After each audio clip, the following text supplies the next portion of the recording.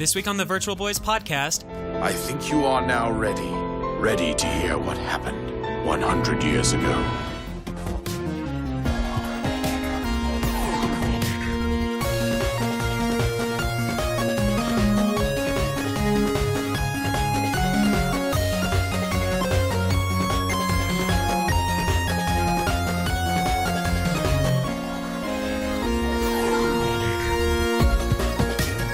You're listening to the Virtual Boys podcast by Nintendo City. This podcast is done by four friends that talk about anything and everything Nintendo. Check out our website at nintendcity.com and be sure to follow us on your social network of choice. Please be sure to subscribe and share us with your friends. Oh, and please enjoy our show.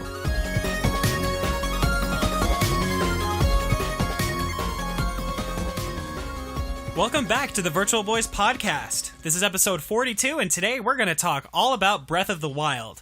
I'm David. You must save her, my daughter. Accompanied today with Jordan. I think you are now ready to hear what happened 100 years ago. And James. Here it comes! Smack! Yep, it's Breath of the Wild. Anyway, remember... It's really rad. It's really rad. I couldn't help it. Okay, go ahead. Help it. Anyway, so again, welcome to the Virtual Boys podcast, episode 42. We're excited to have you guys here listening to us today. We're going to talk about Breath of the Wild and all of the stuff that was revealed in the Switch trailer, along with some other things. Without further ado, James, why don't you get us started? All right. So, obviously, when we watched the Switch presentation, we got a trailer for Breath of the Wild. I believe it's like the third or fourth trailer. And it's actually been a while since we've been able to sit down for the podcast and talk about just Zelda. Right. Because obviously Skylar doesn't want any spoilers or hear anything else. So how has your expectations for Zelda changed since the E3 trailer when we talked about that? The E3 trailer from the summer, right? Yeah, the summer. Have my expectations changed? I'm not sure if I could say that, but I'm definitely way more hyped for the game. I say I've that's seen a change a of lot expectations more, right there. Like, I mean, the E3 trailer was, I think we've discussed this before, it was kind of like empty. There were like no other characters. It just showed off some cool things that you could do in the game. And a lot of like the scenes and some enemies and such. But now we've got characters. We've now seen villages. We've seen like things that can happen throughout the game. And it's way more exciting to me now than it was before. And I was really excited before.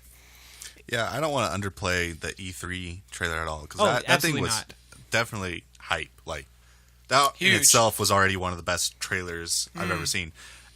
And then this just adds on top of it. Like, right. And my comments are looking back compared to what we have now. Like, it now looks like the trailer was more empty than I remember, and now I feel even more hype. You know, definitely not trying to downplay the E3 trailer. Well, it kind of makes sense, though, because with the first trailer, the whole purpose was to be a sales pitch about the expanse of this world. Yeah. You didn't really get that in this trailer. This trailer was more about the story part of the game. Mm-hmm. And so I think that it was a really smart move to lead with the E3 trailer, and now add in what makes Zelda on top of that, and it just all like clicked, and that's why my hype is just so much bigger than it was before. Totally. Well, kind of combining what you both said, for me, now the world feels more alive. Mm-hmm. I mean, you get these random animals, and it's like, wow, since when we had like a snow fox in Legend of Zelda, you know, like that's amazing. And then, can I kill the snow fox for food? I'm gonna wear it as a scarf. You know what I'm saying? But the imagination of this game, that it's so just endless. Not endless, but it feels endless of what you can do in this game. And for me, that expectation has just gone more and more. And I expect more of a story kind of, not focused, but more of a story building a game than I did after the E3. A lot of people were expecting, this is going to have a low story, just going to be about gameplay, which is good. But now we see there is like an underlining factor here. There is a big mystery behind all this. Now, I do have one thing about the story.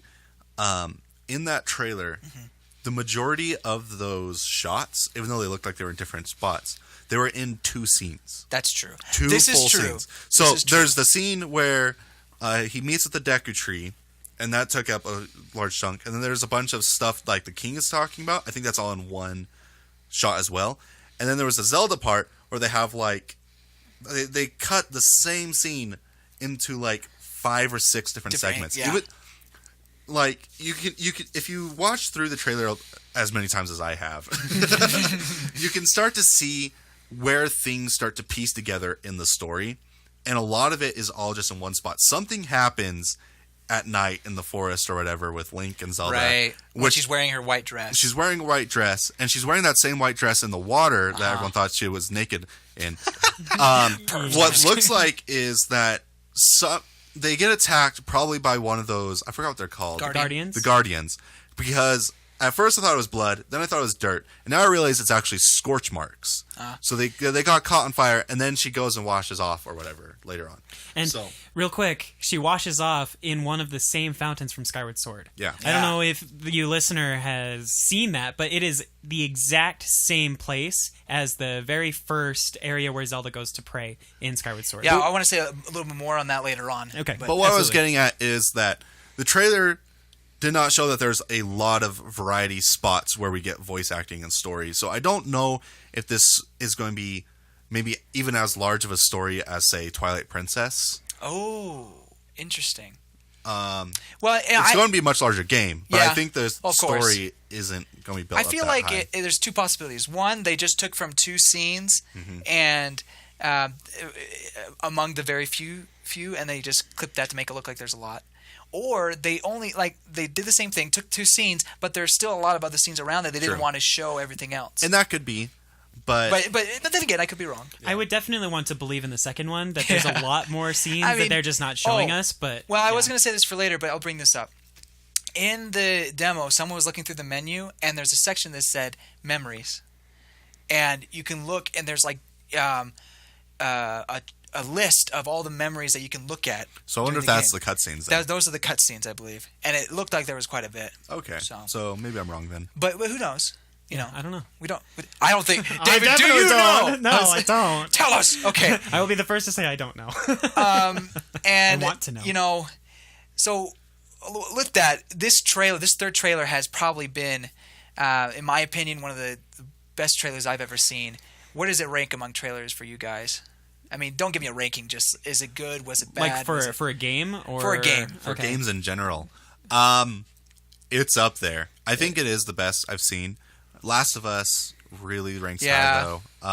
But yeah, I would probably put this at my favorite trailer so far. For a trailer, absolutely, it is definitely all the way up at the top. I'd have to agree with that. I can't think of any trailer off the top of my head that I've enjoyed more. I mean, I definitely remember the Skyward Sword trailers just building up the hype for me, but that's because I was just excited for the game, you know. But this trailer, it's so well crafted. It shows so much of the world, and it gives you such an idea of what the game is going to feel like, and that there's like a broad range of emotions throughout the trailer. It's definitely a very well crafted. I cried in this trailer. I did too. I don't cry in trailers. Yeah, I don't picture you as a crying person, Jordan. You get emotional. But I mean, for for Zelda fans like us, it's emotional, and I think most people can feel that too. At least just from the pure emotion that's in the trailer. And speaking of emotions, just real quick, that one scene where Zelda leaps into Link's arms and starts crying into his shoulder, I cry there. And there are all of these things online that I've seen, like, after that scene I started crying and I started shouting, I will protect her! Who hurt her? I'll beat him up, you know, just like, we'll avenge her. Yeah. So it's really, really, really well done. So last thing I'll say about this, have they revealed too much? I don't think so. No. Good. Absolutely I still not. don't feel like I know much about the game. No. Good point. Like, I don't know a whole lot about the combat, like how it's going to evolve throughout the game. I mean, we've seen beginning stuff, and we've seen Link being able to pick up other items and stuff, but it's like, are we going to get, you know, like the extra moves like you get in Twilight Princess and other such games where you like can get secret moves? Yeah, I mean, maybe. just like how is the combat going to evolve as you get new items and stuff? I don't know. So we still haven't even really seen the inside of a dungeon yet. Right. We don't. Yeah. But there's like, rumors like, oh, maybe this could be, but yeah, we really don't know. The reason why I asked is because I felt, looking back at the Skyward Sword trailers, I felt like they revealed a little too much, at least story wise, or like from scenes, because they used a lot of clips from the same scene where, anyway, with Girahim and whatever. But I was just thinking about that. Maybe they revealed too much. Okay. So moving on, I want to talk about how the game will change Zelda as we know it. I mean, it looks like it's just taking what we know about Zelda and then adding a lot of things and even getting rid of some things. Weapons, wildlife, open world, shrines, climbing, jumping, food. And the list goes on. Do you like this open air, as Bill Trinan calls it, direction for Zelda? Yes. Absolutely. I think it emphasizes the exploration factor that's always, that was in the original Zelda games, and I'll even say Ocarina of Time. Yeah. And It Wind Waker, feels like a spiritual anyway. successor to the very first Zelda game. Absolutely. That's a good point. That is a very good comment. And you can Very even good. see that in the art style of the game. It feels like the concept. It looks like the concept art of the very first game. Yeah. Well, yeah, they even released a side-by-side scene on their Facebook of the original concept art for the first Zelda game, plus a scene where Link is looking at the mountain, and they're like, "Does this look familiar?" I swear that they used the same concept art for the very first game as the concept art for Zelda herself. Because she looks as a spitting image of the very first Zelda. I'm gonna have to look at that, but I could totally see that. Yeah, it looks absolutely fantastic. I mean, I think expanding on the theme of it being a spiritual successor of the first game, it definitely also takes a lot of the really fun elements of all of the other Zelda games that I've seen so far, and then like pushes it farther. You know, I mean, it's going to be sad not cutting down grass and just seeing rupees and hearts appear everywhere, but I get to hunt down boars and cook food. Like, that's really cool. Yeah, rupees is going to be interesting to see where you can... I mean, you can find them, but they're just going to be very limited. I think rupees are mostly going to be stuff you have to sell. You have to collect rupees by selling items to merchants. Which, makes sense. That makes sense. One other factor that will make this game a little difficult in my mind is the strength of the enemies. We're dealing with enemies who can do or 8 hearts of damage in one hit. Excited. This is like 3-heart Ganon mode, a hero mode. But to the extreme. So my first playthrough run, I'm going to just play a normal run where if I find piece of hearts or anything, I'll take them. Second run, I am definitely going to do. I don't think you start with 3 hearts. You start with 6 hearts. I think You start with 3. You start with 3? You start with 3. Okay, great. I'll do a 3-heart challenge of this, my second run. And I'm going to hate myself for it because this game looks actually pretty difficult. It does look really hard. And I'm excited for it, but I'm also scared. I'm like, oh man, I'm going to get my butt wrecked. Yeah. So, okay, moving on. We know this game was made for the Wii U and then ported to the Switch. We know that. Just like the GameCube's Twilight Princess was ported to the Wii. I played the Wii version, love the Wii version, but some people prefer the GameCube version. Is it worth it?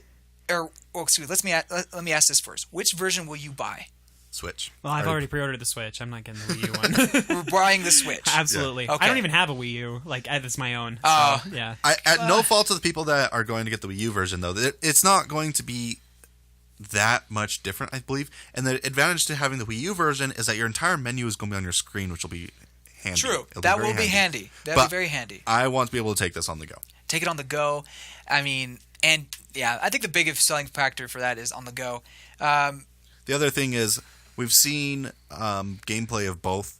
And I don't know if it was because it was an earlier build for the Wii U version, but it looks like the Wii U version has a harder time keeping up with its frame rates than the Switch version. I agree. We have seen a few frame rate stutters. There's like with a the couple, Switch version, though, but it's not with the Switch one. It stays at a pretty even 30 frames per second. Well, according to Nintendo, while docked, it's 60 frames per second, and Nintendo, really, and undocked, it's 30 frames. Oh. Largely 60 just frames because on TV, huh? Well, it's not because of more processing power. I imagine it's because it has a dedicated power source that it doesn't have to worry about battery life, so then it just uses all of its resources on board. Good point. At that point. Well, that'd be cool. Yeah. That'd be great. So we'll follow up to that. Is it worth it to buy it for the Switch and not the Wii U? We mentioned the portability, but do you think consumers are going to look at it and be like, "Oh, I'd rather play it for the Switch than for the Wii U"? They don't own a Wii U or a Switch. They don't own a Wii U or a Switch? Let's take that. They don't own a Wii U or a Switch. Do you buy it for the Switch? Here's my question to that. Okay. Are you going to get other games for the Switch, and are there games on the Wii U that you'd like to play? Like my brother, so who has neither, I would suggest to him to get a Wii U because they're like $150 now. You could get the Zelda for Wii U, and he's really into Smash Bros. And Mario Maker, so he could pick up those two, whereas who knows how long it's going to take before we get a Smash Bros. For the Switch. Good point. I would not, if you are on the fence of buying a Switch, I would not recommend getting a Switch until there is enough content released, not promised, released on the Switch for you to come off that fence.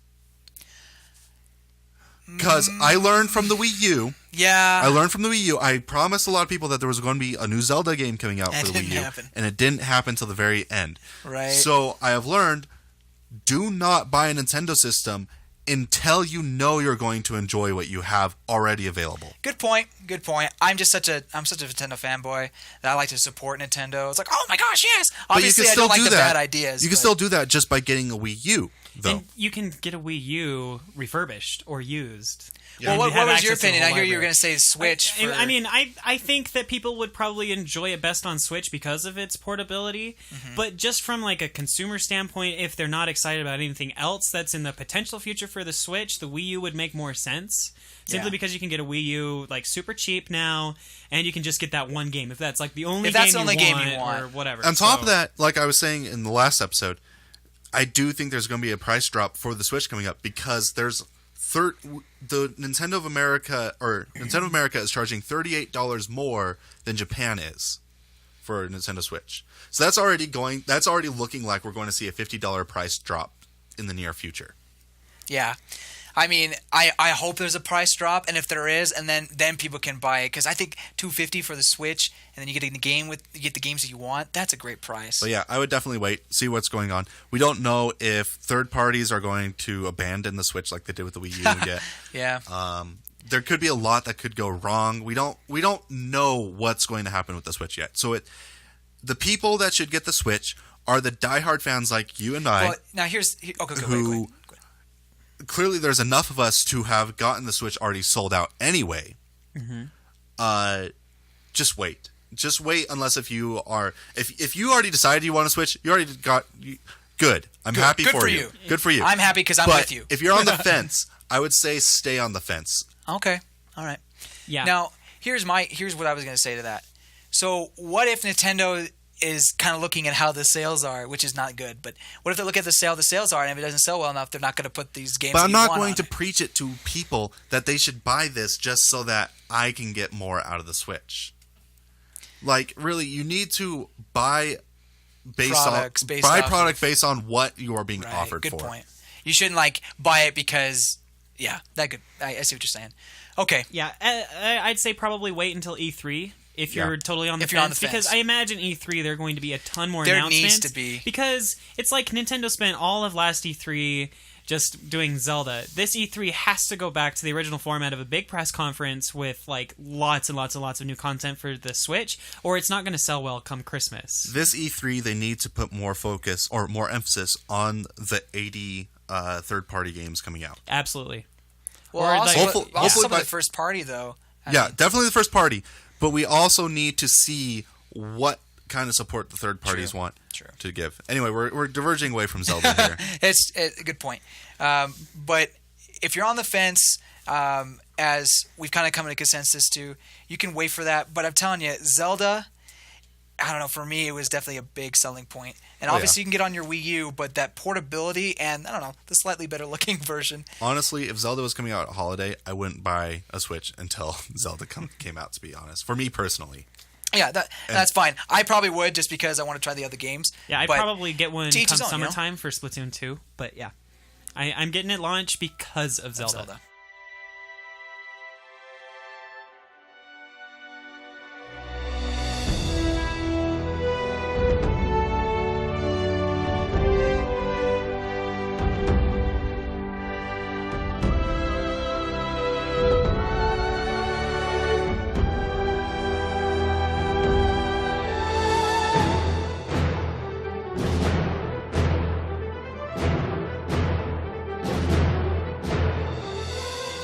Alright, so here we're going to go into the nitty-gritty of things.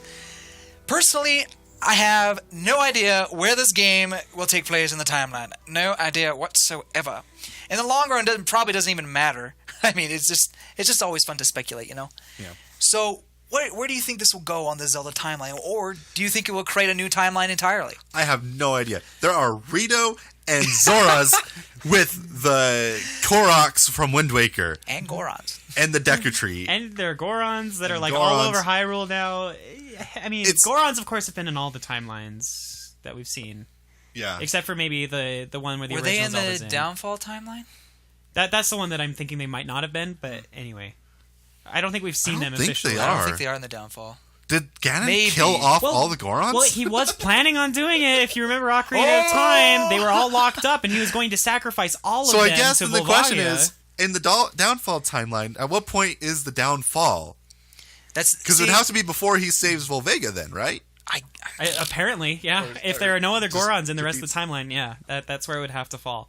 Okay, so we've ruled out Downfall timeline because there are Gorons. I don't know. I don't think we know. can rule out anything. Anyway, please tell me your thoughts. I could see Downfall timeline just because, like, he wakes up in a chamber, so maybe he is the Link that downfalled, and then so they put him in a chamber to be restored. But it also sounds like it's not the case because it's like, I'm ready to tell you about what happened 100 years ago. And then it shows like a town getting wiped out by Guardians, and that wasn't an Ocarina of Time. No, absolutely not. Guardians didn't even exist then, unless they were all in hiding because of the Sheikah like holding them back and saving them for something. But who knows? I think it is safe to say it's going to be in the same timeline as the original Zelda.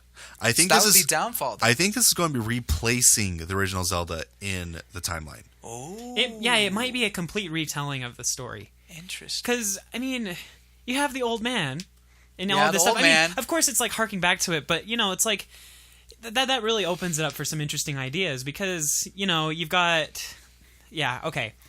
But the only problem is that there are what 7 or 8 dungeons in that game, and this is going to be this 4. is only going to be 4. Maybe. Maybe I mean, more. it could To just be be a fair- complete retelling. But To anyway. be fair, there's 120 shrines. I know. Right. So And they get increasingly harder. and from what I hear. we are pretty sure that we're not looking for pieces of the Triforce, like within it's the not dungeons, it's but- not a remake of Right, it's not the a first remake. one. It's a retelling. Yeah, So, I but- think so- that would be but- really cool. You know, it could still replace the first game. That's an Yeah. interesting theory. Here's another theory that's kind of been going around. I know, David, you've told me that you kind of were thinking along this line. The convergent theory, where it just all comes together. All 3 timelines kind of come Like together Calamity with this game. Ganon does something ridiculous, and the 3 timelines reconverge. That's a somehow. lot of like mess that's going to mess with people's minds. But then it would bring kind of like an order to Oh, things. hey, like now we we can go can back kind to of go- normal. That'd be really nice, to be honest. Yeah, It is kind of a mess. I will say that I do like the split timeline ideas because of how the games are distinct from each other within Right. the I think timelines. it's just but it would be impossible nice to to have do in one Waker timeline. I think the Twilight split at the same timeline from Ocarina of Time has kind of taken over everything, and so this is, especially since this is kind of like a soft reboot of the Zelda series, it'd be good to sort of converge everything to one Right. timeline and, And go forward if you from think there. about their past games, I mean, of course, A Link Between Worlds doesn't really count towards this because it's also part of a timeline. But Skyward Sword was like, we're going to tell the story of the very first incarnation of Link in Zelda, as far as And we then can it wasn't. tell. Yeah, because they Oh, have it like more wasn't? backstory of like another Zelda and another Link. They Yeah. show another Link in like the first image that where he like Oh, led no, the original that was conquering. that was the Or goddess. that was the goddess. Yeah, the goddess, but there was a link, and Oh, there so was? she granted him reincarnation abilities. Yeah. Oh. So there is a Zelda story before Skyward Sword. It just doesn't have Zelda in it because the goddess first Was becomes Hylia. Zelda sometime around Skyward Sword, if not shortly before it. Oh, there you go. So But there was a previous goddess Hylia who became Zelda, Right. And a previous Link. Okay, I didn't know, or I didn't. unless Put they're together. calling Calamity Ganon, and he's actually Demise, which I doubt. That's not going to happen. But anyway, I don't want Demise to come back, to be honest. I'm fine with not going to the beginning of the timeline. I'd rather go towards the end. But I think that the last 2 games have been not part of the split timeline, or this one and Breath of the Wild. Skyward Sword and Breath of the Wild are not really. They could not be part of the split timeline itself. So Okay. if So- it's a convergence, it would be really cool. That Because would we've be really seen cool. elements from Twilight Okay, Princess. yeah. You know, talk about we've that. seen the. So what have we seen that are Twilight Princess stuff? We've seen the town square. Town Square Like, looks exactly Castle like Town looks exactly like Twilight Princess. Twilight Princess with that fountain and everything. The Yeah. flags looks The like Twilight flags, Princess. it's almost identical. We've got stuff from Wind Waker with the Koroks and Croaks and the ancient Great Sea. yeah, the you ancient Great mentioned. Sea. We've got stuff from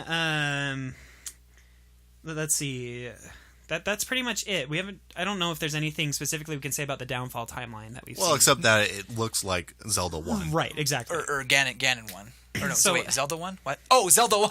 Yeah, I thought you Zelda. said like Zelda 1 as it beat someone.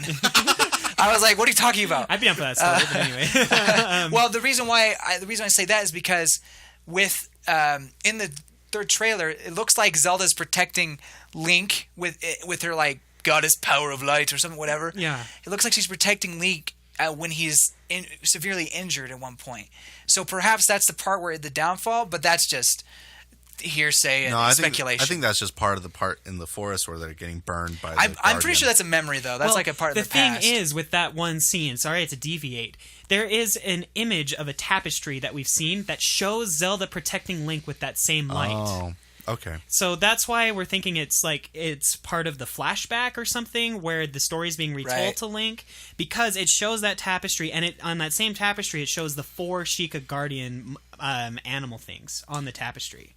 Which I'm really excited for those 4 guardians because it sounds fun. like you have to hunt them down and then get inside them, and that's where take the it dungeon over is. and Inside. uncorrupt them or whatever happens. It's almost because- like what's that game? Colossus? No, Shadow of Colossus? Shadow of Colossus, but like you get to go inside the Yeah, monster. I did hear one complaint though that my brother is really concerned about this because he thinks that all the dungeons are going to kind of feel the same with like the Yeah, gears. and I everything. thought that too. Like, are they all gonna have the same feel? But I don't mean, know. If it's I just gonna- hope it never yeah. gets boring. They do or mundane. each live in different climates though. So like the camels in the desert, Yeah, maybe there's like sand that got into the beast or something. It's sort the of sand elephants puzzles. in the water with the Zoras, the bird is Water- in the water dungeon. sky, and then Automatic the Horse lizard Dungeon. is on the mountain. and the lizard is interesting because I think it's Is a it a fire death mountain? ice, Yeah. fire ice because Oh, there's a lot of fire ice ice? all around it too. Really? It's on a volcano. It's on a volcano. And if you look at like the Gorons are all white and everything because they and like almost abominable. Okay, if because, they're more abominable, then that leads towards Termina from Majora's Mask. Sorry, I totally Yeah. got on the wrong thing. But anyway, keep going. because there's just ice everywhere. yeah. And you can see Well, like there you Link floating around Death Mountain, and there's fire from the lava of the mountain, but also ice everywhere because it's high up in Really? elevation. Yeah. I'll have to take a look Yeah. look back at that, but that'd be really cool.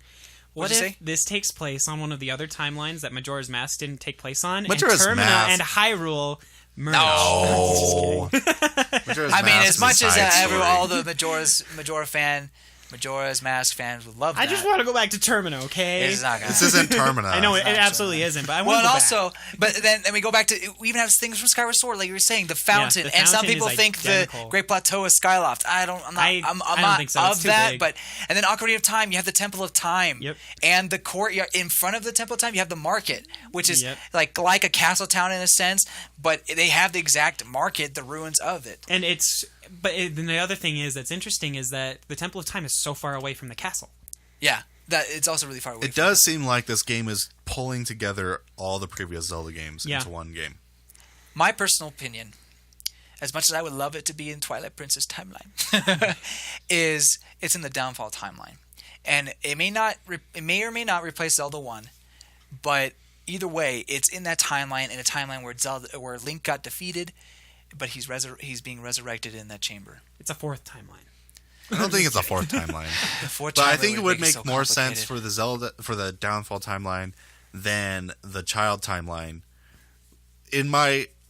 I think most likely it's Downfall timeline, then Adult timeline, and then Child timeline. in Fair order. enough. And Fair then enough. pre-Ocarina of Time being the fourth option. The worst option. the worst option.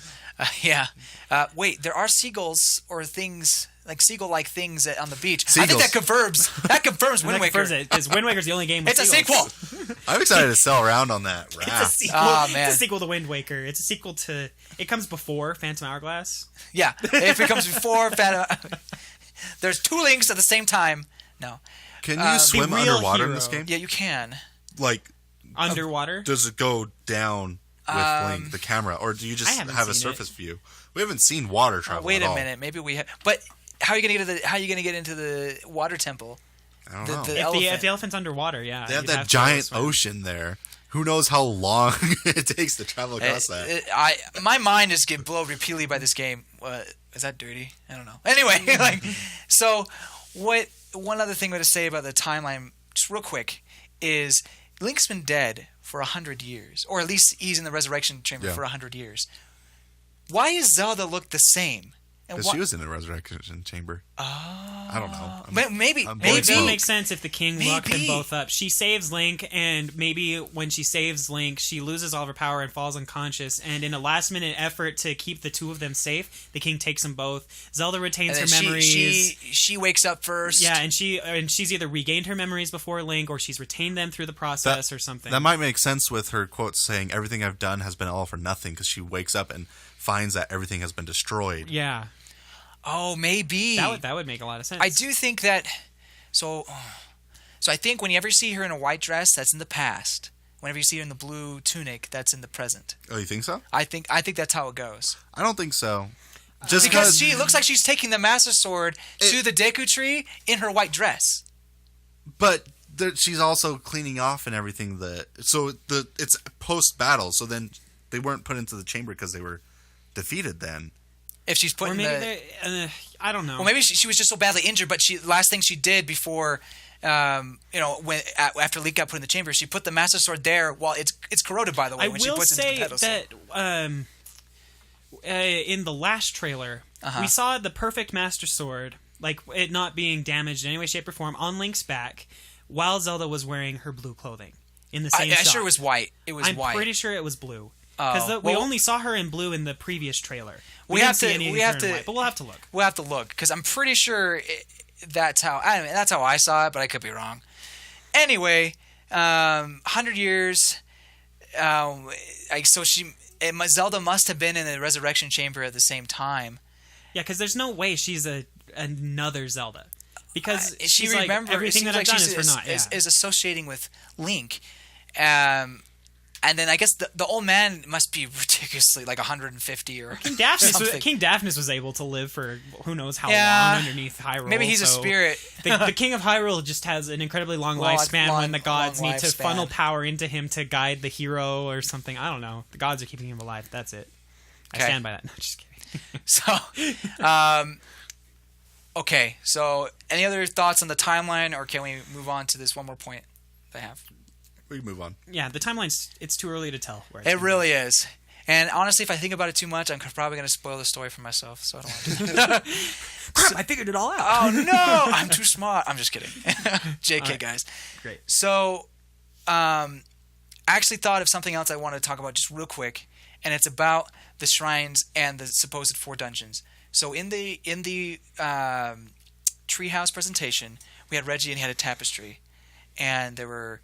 On the backside of the tapestry, because the front side had a map, backside showed Ganon, and looked like he was fighting something like a Zelda or something like that. Mm-hmm. And on the 4 corners of the tapestry, you had these 4 giant beasts. Yeah. Mm-hmm. And like we were talking about, the lizard, the elephant, the camel, and what was the bird. And we've seen the bird up close, and we've seen some of the camel and the lizard. We haven't seen the elephant. Yeah, we haven't seen the elephant yet. I think it's in with the Zoras. And we think it's with a Zora, like a water elephant, which would be so cool.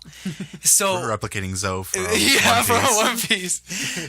Yeah. Anyway, the theory is that these 4 are dungeons, and they have something to do with the 4 pillars that are surrounding the Hyrule Castle. Now, actually, I think there may be 6 pillars around it because it looks like that they're kind of congregated on one side.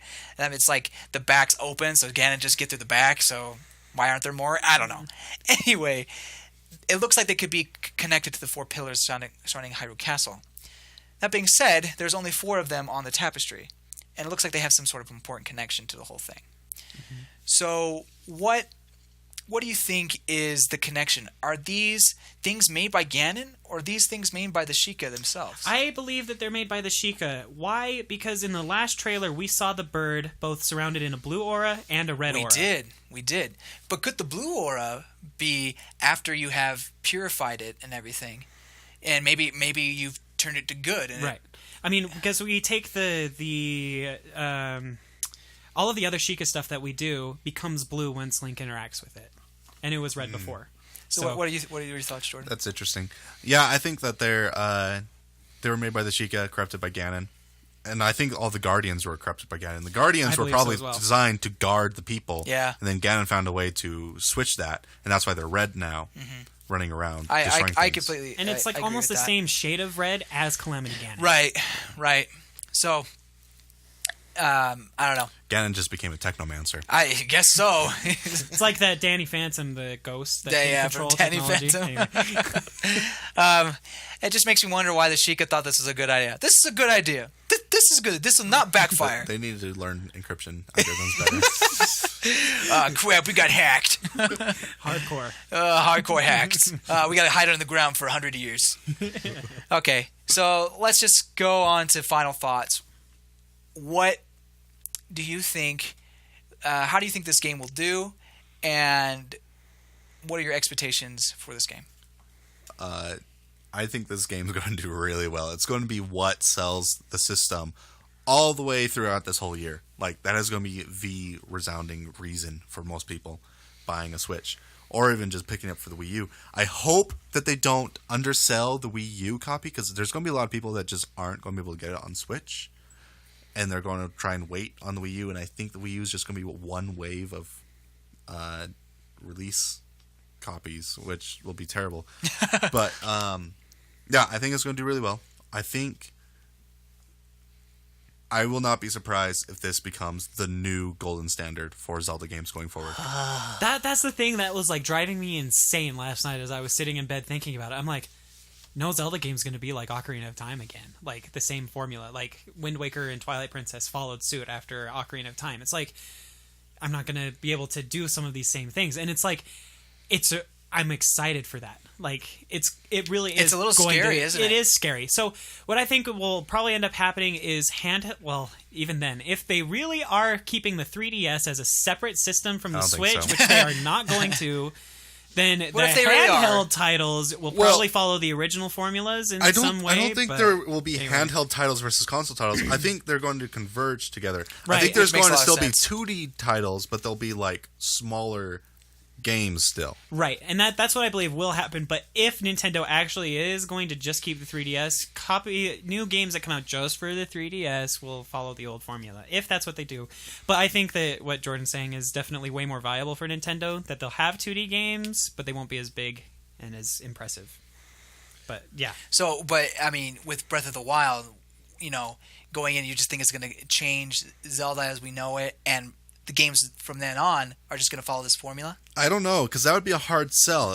It's just more of the same or something for the next game? I mean, how do you, I don't know. I'm just curious what your thoughts are. I don't know. No. I understand. I mean, right, but if I had to think about it, I would say that they would definitely keep a lot of the elements that they're bringing into into Breath of the Wild, like perhaps the cooking and other types of things, and lots of open world exploration. But the story would absolutely have to be different. I would say that they would have to change up a lot of the gameplay, like with the Sheikah tablet. There's no way they would want to bring that back again. I mean, they Probably not. but maybe not want, but they won't bring it back. Yeah. So. And then, just like moving forward, the games are just going to have to like live up to that expectation, but be different enough to sell. Yeah. Like to be as big and as hyped up as possible. I think they can do it. Don't expect a shorter development year than 6 years. I do think, though, I mean, if Elder Scrolls can get away with it, I mean, there's not a huge difference between Skyrim and Oblivion. Yeah. Then probably Zelda can do it too. Maybe. My thing about that is that people give those kind of games such a pass, like, we forgive you because we want to play this. Whereas, I don't know, I feel like some people are just really hard on Nintendo for if it's a similar game. Oh my gosh, how can you make a similar game? This looks just like Splatoon, but it's Splatoon 2. And it does, but when you don't get upset when Assassin's Creed 2 looks exactly the same, except it's just in a different place, Like, and that's my opinion. Yeah, I think that Nintendo fans will do that with Zelda if the next Zelda title isn't different enough. I think I think the Zelda fans will be fine. I think it's the other people. I think, to be honest. I do think, though, every Zelda going forward is going to be open air. I hate that. I hate that too. I'm open sorry. I world. just said it because that's what Bill said. What Bill says is law. I'm just kidding. It's not. So I think every Zelda going forward now is going to be more open world. They're going to try and make things more and more open. Especially even with the 2D games, like they made Link Between Worlds very open world. Yeah. And so I think that we'll start seeing that again. That's some people's favorite game. Yeah. Like favorite Zelda game. Yeah, and the original Zelda, you can clear the dungeons in any order.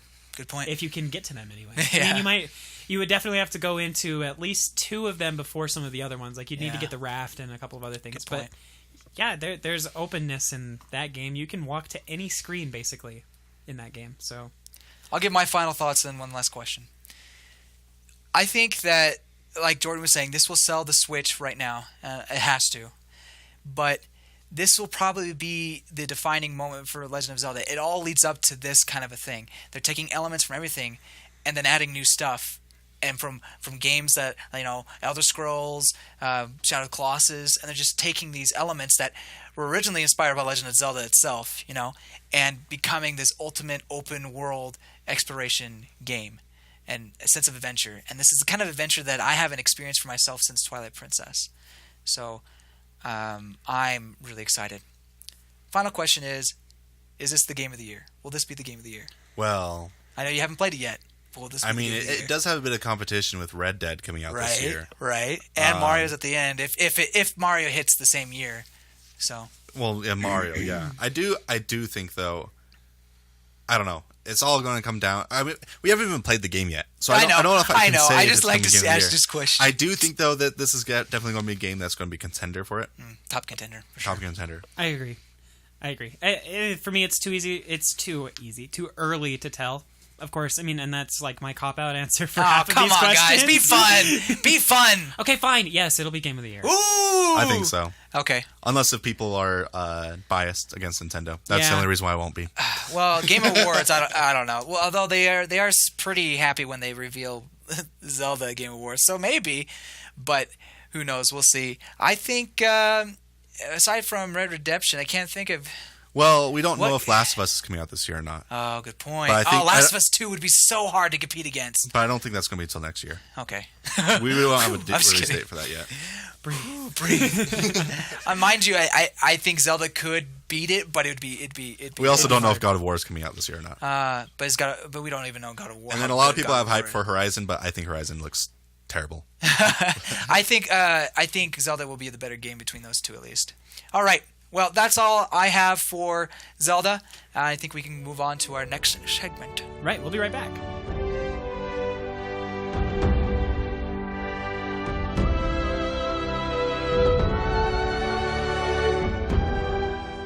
And now it's time for Nintendo News Minute with David. It's that segment of the podcast where I go over big news highlights that happened last week in the world of Nintendo. This week, Pokemon Bank was finally updated to include support for Pokemon Sun and Moon, as well as the yellow, red, and blue versions. You can finally transfer those Pokemon and complete your living decks. We also got a new trailer for Fire Emblem Fates that shows off the return of a bunch of fan-favorite characters, and a little bit more of the gameplay. That game is still set to release in the near future.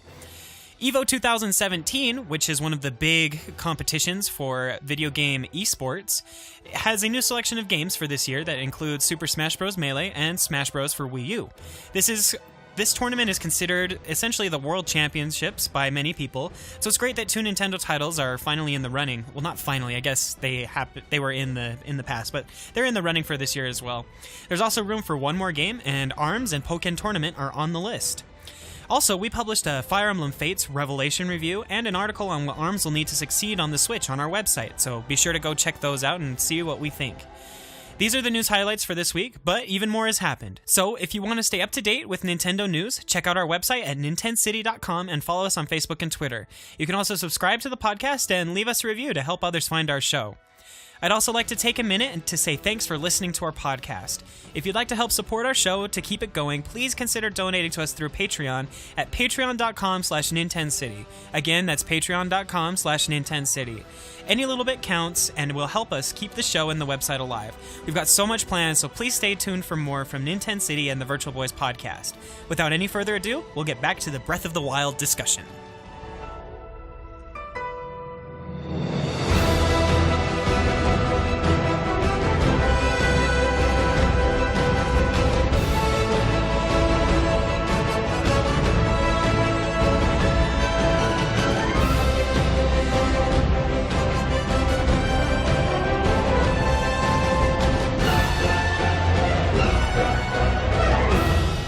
It's time for business.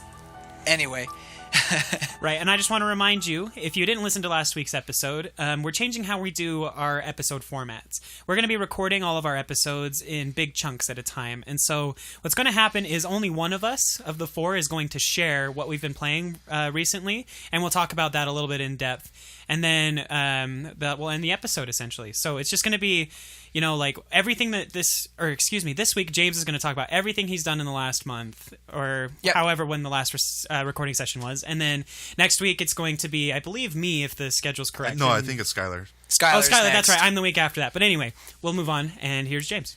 All right, so the game I've been playing has been The Legend of Zelda. I'm just kidding, it hasn't. I'm sorry. The game I have been playing is Omega Ruby. The Gen 3 was a great gen for me. I played all 3 copies. One because it was stolen from me, but we'll talk about that at a later date. But I had a lot of good memories with it, but I didn't get the Omega Ruby version. So I picked it up after I beat Sun, and I've just been playing through it, and I am surprised how much nostalgia I have for this generation. So this is the first time you've played through the remake? The remake. This is the first time I played through the remake. I've kind of been behind, but after Sun, I was just like, man, I got to get my Pokemon fix. Sun was great. Omega Ruby is not as great, but is really good. I think it's better. You think Omega Ruby's better? Yeah. I think Sun was a little better, but Omega Ruby is still really good. Have you finished Omega Ruby yet? I haven't finished it yet. That's why. You haven't done the Delta episode yet. Please! You just get freaking Deoxys. That's it. What do you mean, just get Deoxys? I mean, just wait till you see it. Until you get to that man, point. It's really good. It confirms a lot of fan theories. I mean, I've you can ride a seen Rayquaza into space. You ride a Rayquaza into space. Okay, that's really cool. It's awesome. I'd say it's hard for me to say whether I like Sun and Moon better than Omega Ruby and Alpha Sapphire, but I'd say that I kind of do, simply because I've logged over 250 hours into both Omega Ruby and Alpha Sapphire combined, and I've only logged like 80 hours into Sun and Moon. Well, it's only been out for like a month or whatever. Yeah, I don't know. So it's like I've played the remakes, Omega Ruby and Alpha Sapphire, more than I have Sun and Moon, so I guess I'd be a little bit more biased towards those games. I think I already talked about this on an earlier episode, but I do think Omega Ruby and Alpha Sapphire are my favorite Pokemon games. Period. Fair enough. Fair enough. The Delta episode, the recharacterization of a lot of the characters in my favorite gen. Like Gen 3 was my favorite up till Omega Ruby came out. It was like, great. Yeah. They just improved upon the best Pokemon game. I like the starters. I love Trico. I love Mudkip. I love all 3 starters. Yeah, all 3 starters are great. Are just beautiful. You can't go wrong with either of them. I love the Pokemon selection. Like, I love the environment, the world. You have to get a Sharpedo if you're going to play the remake, because it makes surfing. I haven't got a Sharpedo. It makes surfing a blast. Like, I enjoy just going out there and just surfing around. I mean, I guess they give you Sharpedo in Sun and Moon, so I've already experienced. You've already experienced a bit of it, but it's just so satisfying because like there's so much more open water in the Omega Ruby than there is in Sun and Moon, and just zipping around on a Sharpedo is just a blast. Yeah, I'd recommend just having Sharpedo as an HM slave. I mean, if you want to fit him into your team, that's fine. But I had maybe I can switch out my Pelipper. I love Zinnia as a new character. Zinnia was a lot of fun. She has a really good theme song. The way she interacts and like breaks down the plot of the Delta episode is fantastic. Wally comes out as a complete boss at the end. Oh yeah! I always thought he was a boss at the end of the original one. He was, but they did better. It gets better. Like I love Omega Ruby. Yeah. I really do enjoy Sun and Moon. Mm-hmm. Sun and Moon is up there in my top list, but Omega Ruby is my favorite Pokemon. Yeah, I mean, obviously I haven't finished the game, but I mean, trying to think of it, the game as a whole, I enjoy Sun and Moon more because I don't have the HM slaves. Mm-hmm. I don't have to worry about surfing everywhere. But my problem with that is, if you look at the game as a whole, Sun and Moon had a lot of pacing issues.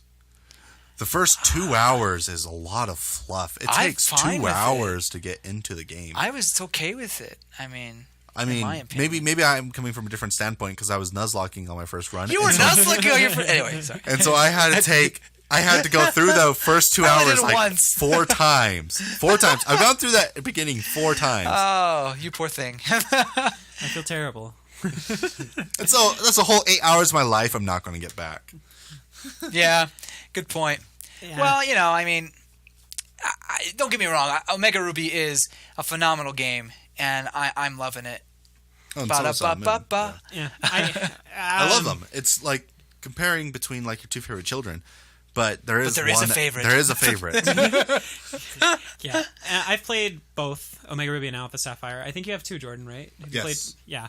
I like Alpha Sapphire more than I like Omega Ruby. But I've always liked Groudon more than Kyogre. I played through Sapphire, like when I was young, and so that's why I like Alpha Sapphire more. It's just that's my main Pokemon game. That is the game. Plus, That Team I- Magma makes more sense than Aqua. Aqua has like Let's flood the whole Earth. How do you live? We live in submarines. Okay. They only have one submarine though. Get They have no other submarine. and it doesn't fit the whole team. Yeah. out. They have to Oh, leave. boss, They have to we leave can't the get- majority of the team behind. Like it's great. Thank you for your service. I love Learn Team to Aqua. swim. They're hilarious. But anyway, yeah. No, I like what's his Archie from Team Aqua Yeah. more than Maxine. Maxie. But I do like Magma a little better. But Ruby was the first one I had, and I got stolen, and then I got Sapphire and Emerald. So kind of have all that whole I mixture. do wish that we got Emerald That'd have been as cool. a story instead of Ruby and Sapphire, but Sell more copies of the game. I have 2. So, but anyway, yeah, Yeah. I definitely would like an Emerald version. I really, really, really was upset that the Battle Frontier didn't return. Like that was I'm not upsetting a fan of for Battle me. Frontier. I never really used Battle Frontier. Neither did I. I just remember It playing confused through me. Emerald and like trying my absolute hardest to get through it. I never beat it, but I was Neither like, did I. I wanted, It just confused me. It's like I don't. and, What? yeah, and it's like now that I know more about Pokemon and how to build teams and stuff, it's like I want to go back and challenge it and good actually point. do it. So, Good point. but anyway, that's Well, my thoughts. wow, I'm glad to hear you guys love the game so much. I love it too. If you have you picked up a copy of one of the remasters or remaking of the 3rd gen? Do it. It's great. Pick the game that you played as a kid, and then play that Omega Ruby. Yeah, there's or not a lot of Alpha difference Sapphire. between the 2 of them. But there is nostalgia behind it, and I mean, just listen to some of that music is just takes you back. Next game I'll be playing for the next month is Fire Emblem before Zelda comes out, because I went through halfway through, maybe not even halfway, but I haven't finished it. Now I have some more time, so be playing that. Look forward to that. Awesome. Well, I guess that does it for this week's episode of the Virtual Boys podcast. Again, I've been David, accompanied with James and Jordan, and not Skylar in this one because Bye, no Skylar. Zelda. He'll be back next week. Anyway, be sure to check us out online. The links are in the description below. You can find us on Facebook and Twitter. And don't forget to check out our Patreon page if you want to give a little bit of extra support to help support the show and keep it going. We'd really appreciate anything that you send our way. Anyway, that'll do it for this week, and we'll catch you next time. See ya! Bye. Goodbye, you good people. Bang, bang.